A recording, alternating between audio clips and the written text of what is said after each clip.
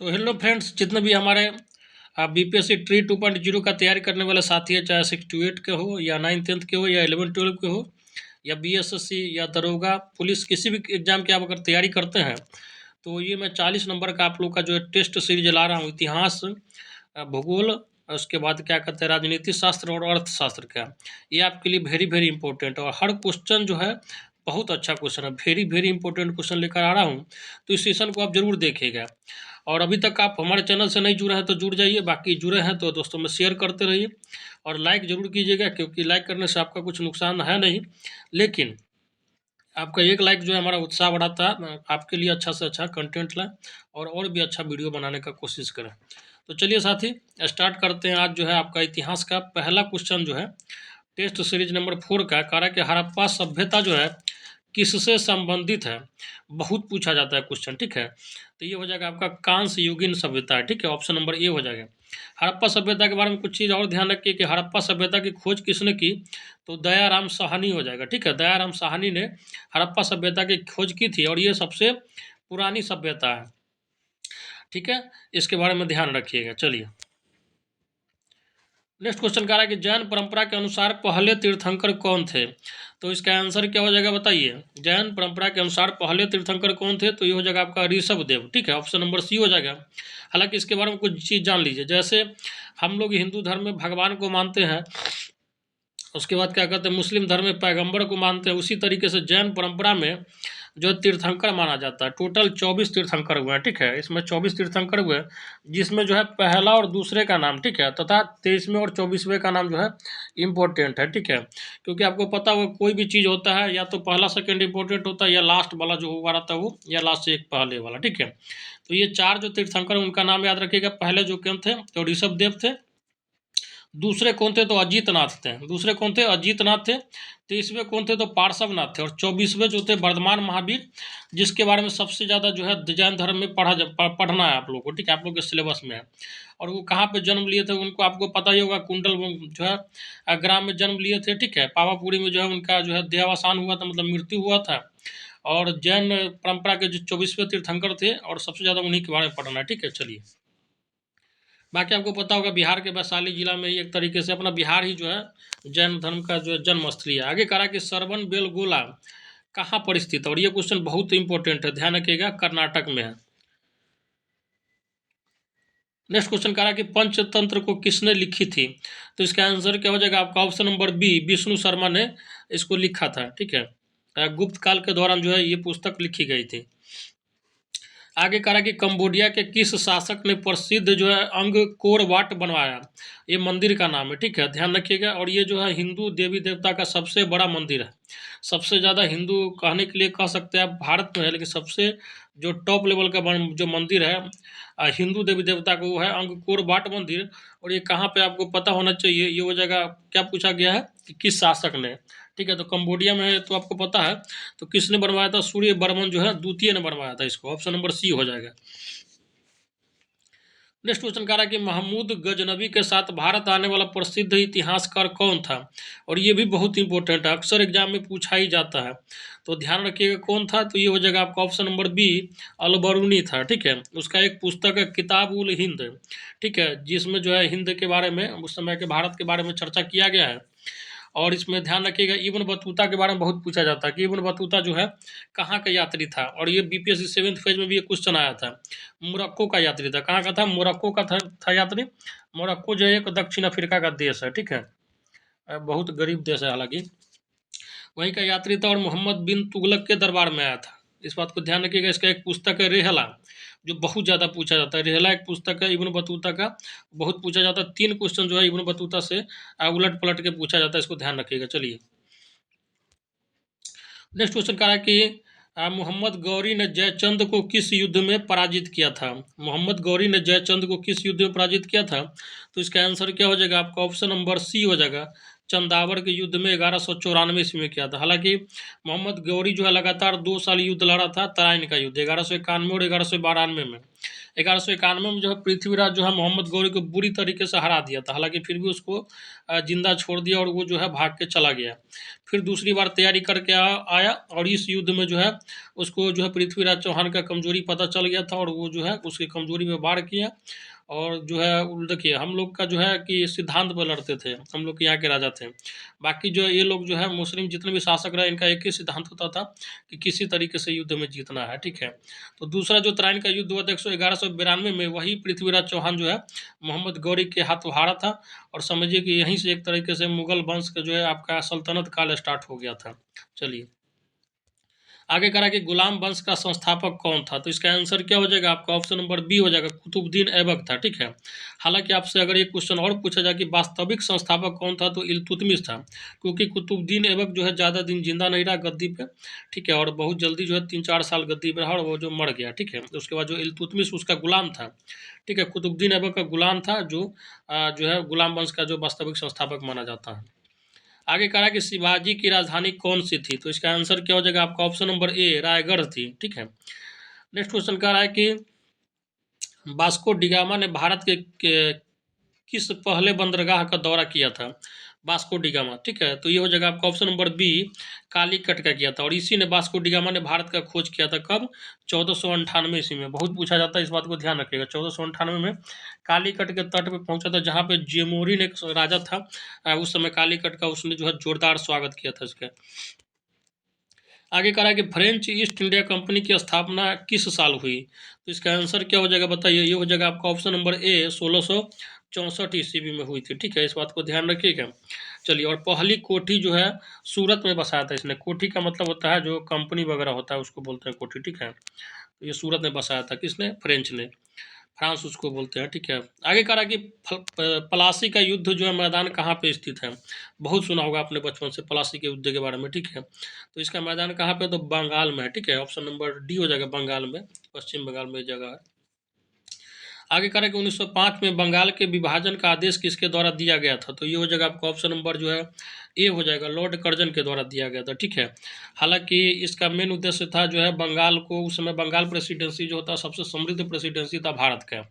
और उसमें जो है पूर्वी और पश्चिम बंगाल में, जैसे पूर्वी मतलब एक साइड जो है हिंदू का संख्या ज़्यादा था और दूसरे साइड मुस्लिम का था, तो ये धर्म के नाम पे बांटना चाह रहा था, ठीक है। हालांकि ये सफल नहीं हो पाया। 1911 में जो है लॉर्ड हार्डिंग द्वितीय के जो है उस समय वायसराय थे, उसके जो है शासनकाल में इसको रद्द कर दिया गया बंगाल विभाजन को, जब जॉर्ज पंचम आए थे अपने रानी मेरी के साथ, ठीक है, दिल्ली दरबार लगा था उसमें।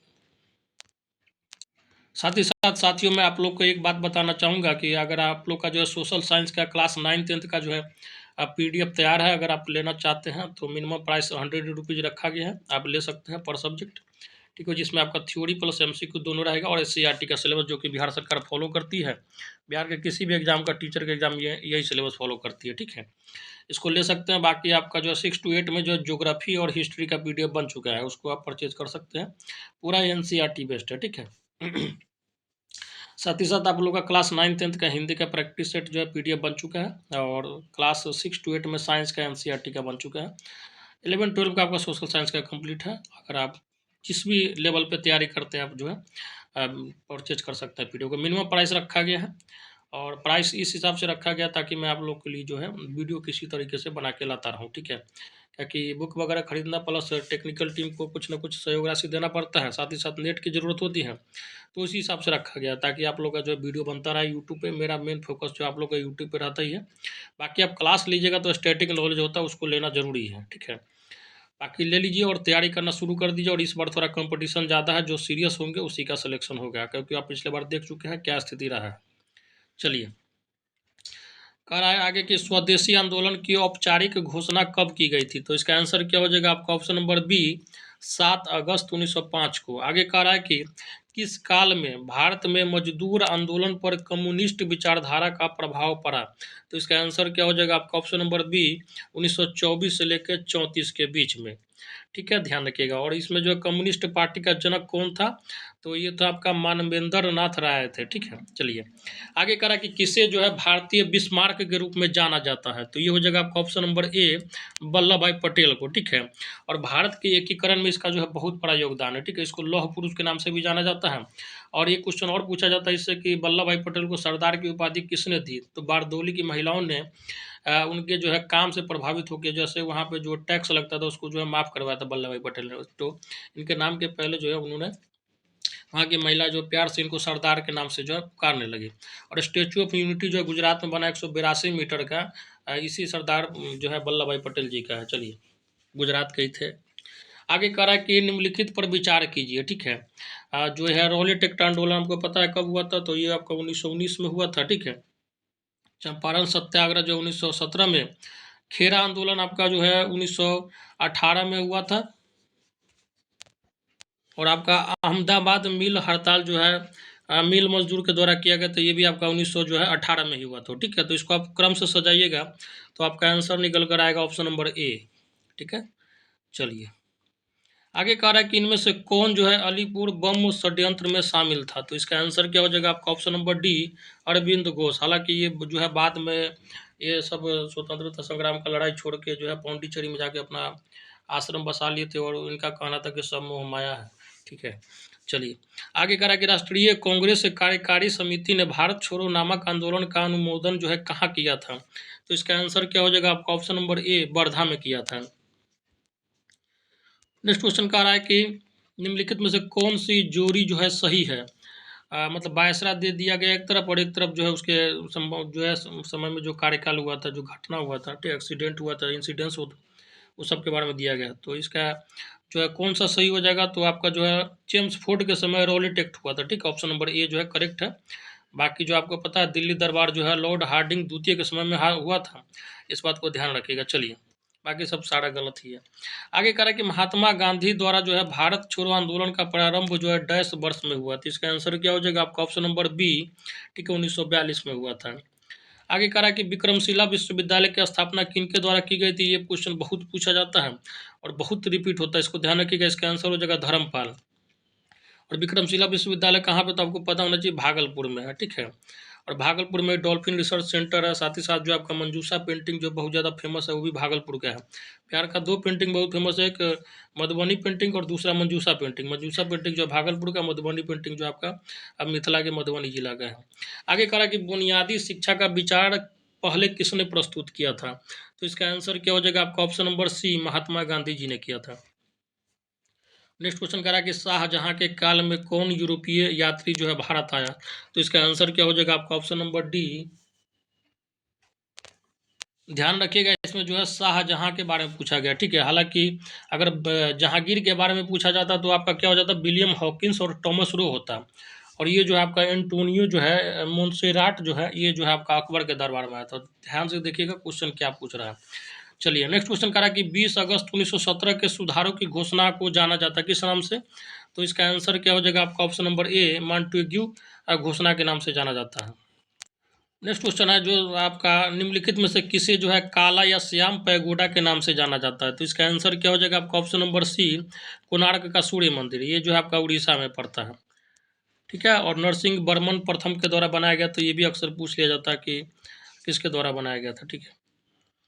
आगे कह रहा है कि भारतीय राष्ट्रीय कांग्रेस में राष्ट्रीय शब्द जो है प्रभावित था किससे, तो ये हो जाएगा आपका ऑप्शन नंबर बी, ब्रिटिश शासन के विरुद्ध प्रतिक्रिया से। आगे कह रहा है कि चोल की राजधानी थी, क्या हो जाएगा, तो ये हो जाएगा आपका ऑप्शन नंबर डी, ठीक है, तंजौर थी। नेक्स्ट क्वेश्चन कह रहा है कि समुद्री मार्ग से विश्व का परिभ्रमण जो है सबसे पहले किसने किया था, पूरे समुद्र से जो है पूरे विश्व को जो है देखा था इसने, ठीक है, यात्रा किया था। और ये क्वेश्चन अक्सर पूछ लिया जाता है आजकल, खासकर ट्रेंडिंग में ज़्यादा रहता है मिसलेनियस में। तो इसका आंसर क्या हो जाएगा, मैगलेन हो जाएगा, ठीक है, ऑप्शन नंबर बी हो जाएगा। कोलंबस जो है आपका पता होगा अमेरिका का खोज किया था, वास्को डिगामा जो है अपना भारत का खोज किया था, ये सब ध्यान रखिएगा। चलिए आगे कह रहा है कि स्वाधीनता के पुत्र पुत्रियों नामक संस्था स्थापित की गई थी किसके द्वारा, तो ये हो जाएगा आपका ऑप्शन नंबर सी, अमेरिकी स्वतंत्रता संग्राम के दौरान जो है इसका स्थापना किया गया था, ठीक है। थोड़ा बहुत डिटेल में बता देता हूँ, इसके बारे में ध्यान से सुनिएगा। बोस्टन की अमेरिकी स्वतंत्रता संग्राम से संबंधित है। बोस्टन का जो चाय पार्टी हुआ था उसका संबंध जो है सैमुअल एडम्स से है और बहुत पूछा जाता है ये। बोस्टन का चाय पार्टी का घटना जो आपको 1775 ईस्वी में हुआ था। अमेरिका के 13 उपनिवेश पर जो ब्रिटेन का अधिकार था, समझ रहे हैं। अमेरिका का स्वतंत्रता संग्राम जो आपको 1775 से लेकर 83 तक चला था। बाकी जो है पेरिस की संधि द्वारा जो है यूएस को स्वतंत्रता मिली। तो ये पूछिए, ध्यान रखिएगा कि संयुक्त राज्य अमेरिका को जो है पेरिस के संधि के द्वारा जो है ब्रिटेन से जो आज़ादी मिली थी, ठीक है। और उस समय 13 जो उपनिवेश थे अमेरिका के, उस पर किसका अधिकार था, तो ब्रिटेन का अधिकार था। लगभग लगभग 75 से लेकर 83 तक स्वाधीनता का जो युद्ध चला था अमेरिका का, समझिए कि जो अभी विश्व का सुपर पावर है वो भी देश है, एक न एक समय ब्रिटेन के समय ब्रिटेन का गुलाम रहा है। तो ब्रिटेन एक ऐसा समझिए कि देश था जिसके बारे में कहा जाता था कि ना उसके राज्य में सूर्य का जो है उदय का पता चलता है, ना अंत का पता चलता है। उसके समझिए इतना साम्राज्य उसका फैला था पूरे विश्व में, ठीक है। इसलिए क्योंकि एशिया से लेकर यूरोप तक हर जगह वो फैला हुआ था, अमेरिका तक।